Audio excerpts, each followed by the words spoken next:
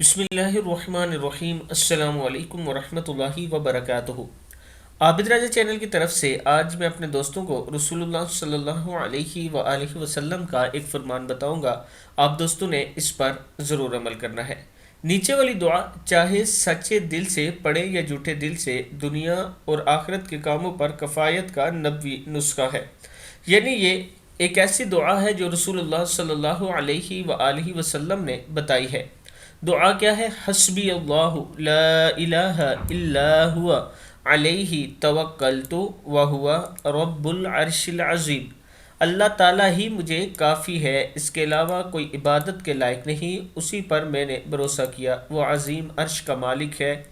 جو شخص شام کے وقت یہ دعا 7 مرتبہ پڑھ لے تو اللہ تعالیٰ دنیا اور آخرت کی تمام فکروں کے لیے کافی ہو جاتے ہیں۔